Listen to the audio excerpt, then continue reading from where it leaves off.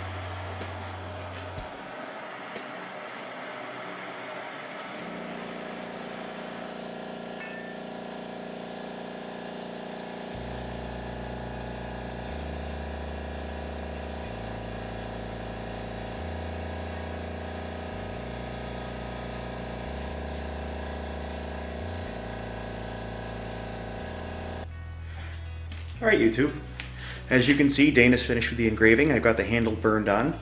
The next step I'm going to be doing is adding a little bit of a twist and some bends to this to make it look a little more organic because it is flat.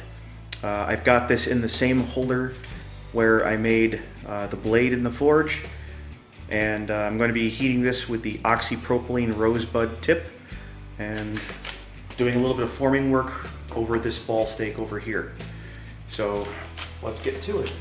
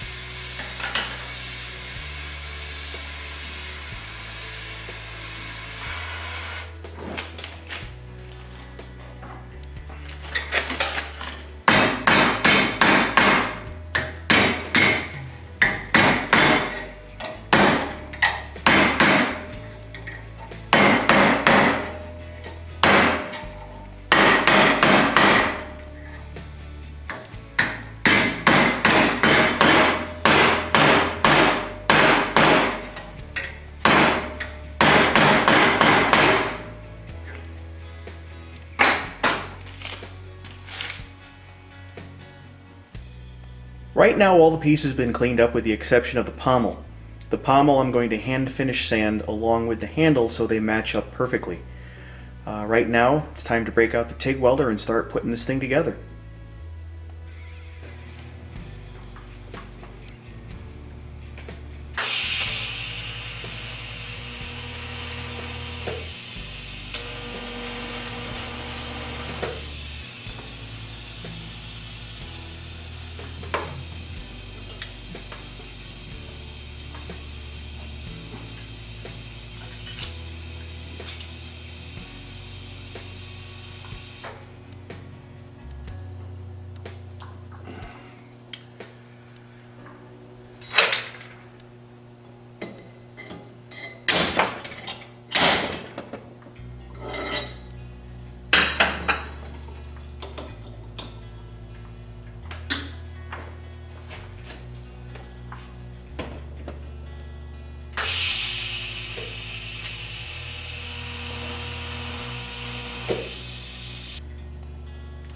I wasn't completely sure how long I was going to have these, so I left them extra long. Now I can figure out where they need to sit, and I can cut them down and weld them on.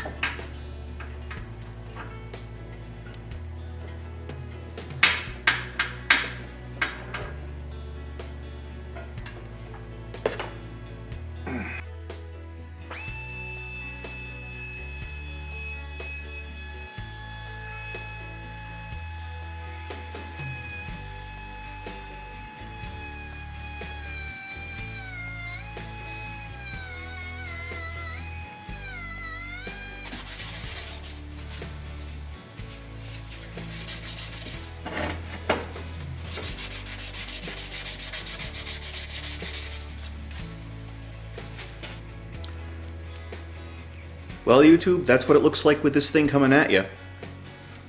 It's fully assembled and ready to either hang on the wall or scare your neighbors, whichever comes first. We left a little of the mill scale on the sheet metal because we wanted to make it look like it was well, a little older than it actually is. We're going to be coating this with a protective finish. Still haven't figured out what I'm going to use for that, but was a fun project. And it was nice having help. What do you think? It's got a nice heft to it. And it, more or less, it was nice to help out for once. Yeah, Dana does do a lot of stuff in the shop. She's usually doing a lot of the behind the scenes work. I try to get her in front of the camera, but she's a little camera shy. We're working on that. Yes, we are. Just like a bunch of other projects on the shop, it's an ongoing battle. Well, at least we've got a decent dagger to work with now. Yes, we can now fight our battles more efficiently. And with a little more elegance, I think. I think so too. Alright guys, well, we're about ready to wrap this up, but not before I finally tell you what the heck this thing is called. I decided to name it the Devil's Thorn.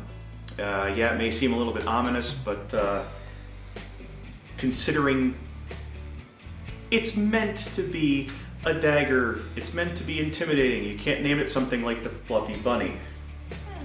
Unless you're going the Monty Python route. Oh god, maybe we should name it the Fluffy Bunny.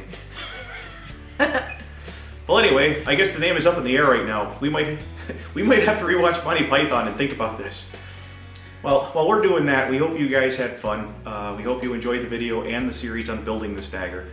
We'll have more videos coming out shortly. Until then, this is Jeff. And Dana. We will see you again soon.